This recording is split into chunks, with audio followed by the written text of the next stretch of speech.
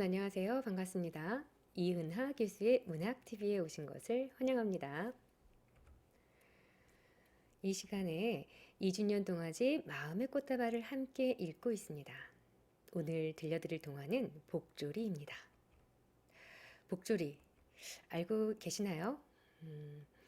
가게에 또는 집집마다 거실이나 부엌에 걸어두었던 것 중에 하나예요.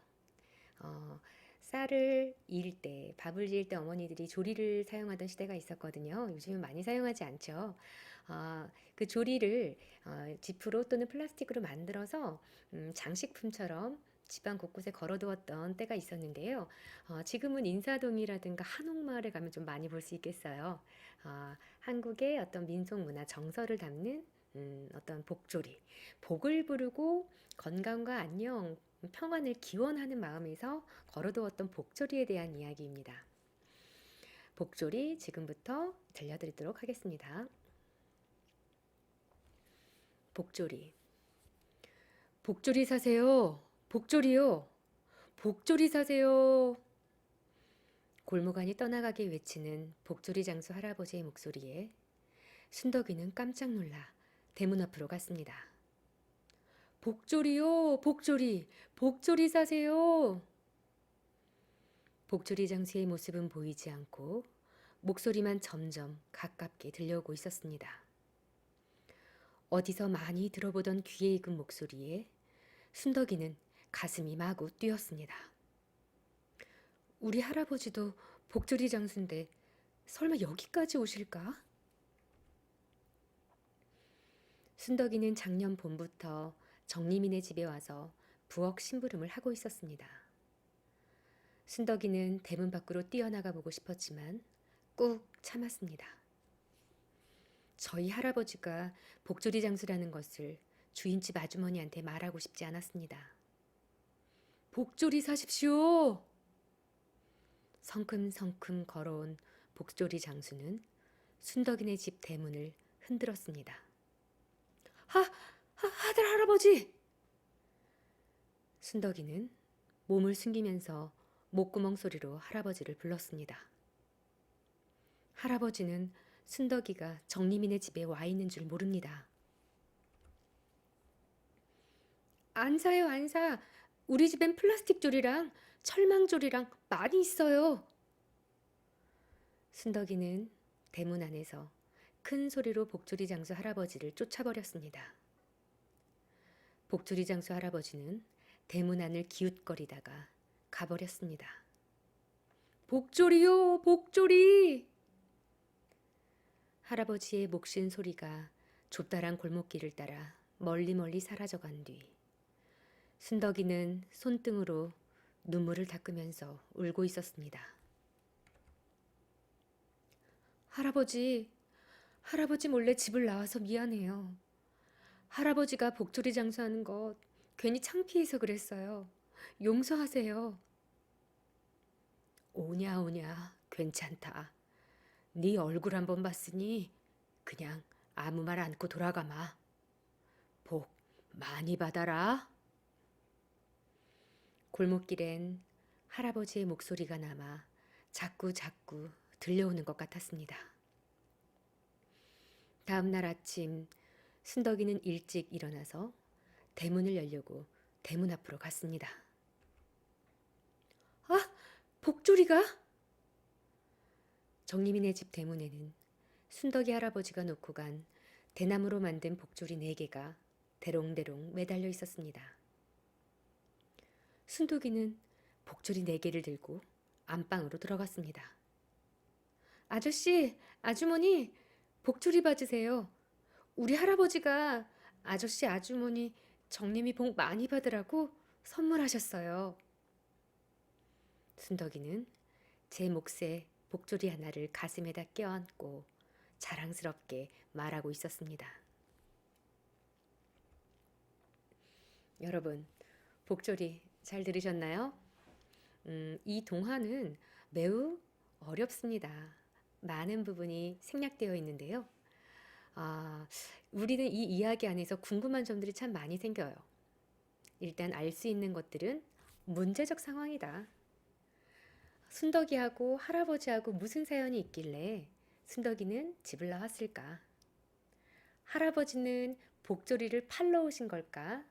아니면 순덕이를 찾으러 오신 것일까? 짐작할 수 있습니다. 어, 지금은 흔치 않은 일이지만 복조리를 파는 할아버지. 가정 형편이 넉넉하지 않은 것 같아요. 그리고 할아버지가 복조리 장수인 것이 부끄럽기도 한 순덕이는 여러이러한 복잡한 사정 때문에 집을 나왔고 정리민의 집에서 부엌 일을 거두는 그런 일을 하고 있어요. 과거에 한국 사회가 전체적으로 경제적으로 어려웠을 때 말을 하지 않고 가출하는 건 참 어렵고 안 좋은 일인데 그럼에도 불구하고 순덕이는 뭔가 돈을 좀 벌고 조금 안정적인 생활을 하고 싶어서 집을 나온 것 같아요. 그런 공간적, 시대적 배경을 우리는 알 수 있습니다. 이 이야기에서 중요한 것은 인물의 내적 갈등을 중점적으로 다루고 있는 동화라는 점이에요. 순덕이는 할아버지와 담장 하나, 골목길에서 울려오는 할아버지의 목소리를 알아듣습니다. 그러면서 집을 나온 자신의 죄책감, 불안, 그러면서 동시에 할아버지의 목소리를 듣고 그리움, 사랑을 느낍니다. 그러나 어쩌지 못하죠. 지금 형편에 할아버지한테 쫓아가서 이러쿵저러쿵 설명하기도 어렵고 야단 맞을 것도 같고 어려운 상황인데요. 복졸이라고 하는 이것이 많은 것을 함축하고 있습니다. 인물의 관계, 문제적인 사건, 갈등과 가출이라는 것, 그리고 할아버지와 순덕이가 어떻게 만날 것인가 이런 것들을 생략하고 또 줄여서 함축하고 있는데요. 소설 안에는, 동화 안에는 인물의 내적이라든가 외적 갈등을 중점적으로 다루는 그런 서사 이야기에서는 하나의 포커스를 두어야 합니다. 외적 갈등을 다룬 것인가, 내적 갈등을 다룬 것인가. 할아버지하고 순덕이하고 뭔가 막 문제를 얘기하는 어떤 다툼의 이야기가 있다면 외적 갈등이 되겠고요. 순덕이의 심리적인 불안과 그리움과 이루어지지 못하는 그 긴장감이 폭발되는 그 순간에 어려운 순간에 마음을 그리고 있다라는 것, 이것 내적 갈등의 이야기입니다. 즉 인물의 욕망과 내면 심리를 중점적으로 다루는 것을 내적 갈등의 이야기다라고 얘기하는데요. 이 동화에서는 반성 그리고 할아버지에 대한 이해, 서로에 대한 용서, 사랑으로 또 밑바탕에 깔려 있기 때문에 언젠가는 서로 만나지 않을까라고 하는 것들을 우리는 이 동화를 통해서 알 수 있습니다. 복조리, 제가 시작할 때 잠깐 얘기했는데요. 정월 초하룻 날 부엌이나 마루벽에 걸어놓는 조리를 말합니다. 조리가 궁금하다고요? 아까 얘기했지만 지금은 쌀을 사서 바로 밥을 해 먹어도 깨끗하고 불순물이 없고 불편한 점이 없이 요리를 해 먹을 수 있습니다. 그런데 과거에는 쌀겨도 많고 돌이라든가 불순물이 많아서 밥을 지을 때 먼저 물에서 조리를 통해서 쌀을 걸러냈어요. 일다고 하죠. 그런데 여기에서 복을 잃어서 걸어 놓는다라고 하는 그런 어떤 어, 어, 사람들의 마음을 복졸이라고 하는 것을 그냥 쌀을 이는 데만 쓰는 것이 아니라 복을 잃어서 우리 가정의 평안을 기원하겠다라고 하는 그런 바람을 실어서 벽에, 집에 또는 가게에 걸어두었어요. 민속 문화입니다. 자, 이 복조리는 할아버지의 인생이며 동시에 순덕이가 할아버지와 어떻게 살았는지 가난하지만 힘들지만 복조리를 중요하게 생각하고 복조리를 통해서 만나게 되는 그런 인물을 상징적으로 보여주고 가출이라고 하고 집을 나간 순덕이에 대한 걱정 때문에 편히 쉴 수 없는 할아버지가 복조리를 팔듯이 찾아 나가는 팔면서 순덕이를 찾는 그 사건 그리고 이렇게 갈등으로 헤어져 있지만 다시 만날 수 있고 서로의 안녕을 기원하는 이 주제를 상징하는 것, 바로 복조리는 매개체입니다. 소설에 대해서 잠깐 살펴볼게요. 소설은 다양한 상황을 소개하고 인물들의 성격을 그리며 나아가서는 영웅들과 인간의 유형을 창조함으로써 그 시대를 소상하게 표현해야 한다라고 롤랑 브르네프는 얘기했습니다. 소설 이론가이면서 비평가인데요. 이것이 규칙은 아닙니다만 대체로 좋은 소설들은 이렇게 여러 상황을 집약적으로 보여주면서 인물의 성격을 유형화하고 있거든요. 좋은 소설은 독자가 인물의 공통적으로 동일화되어서 그 시대라든가 사건이라든가 상황을 체험하게 만들어줍니다. 즉, 문학은 인물의 갈등을 통해서 인간의 욕망과 삶을 다양하게 구현하는 것이다.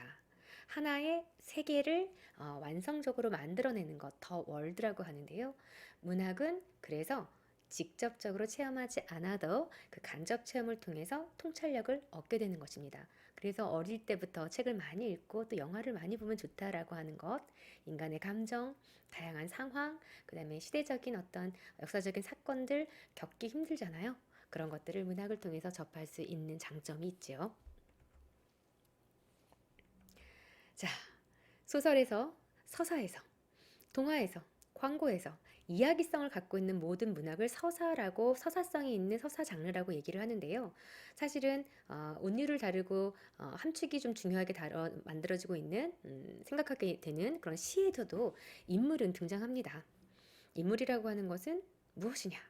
사건의 주체이며 주제의식을 담는 중요한 구성 요소입니다.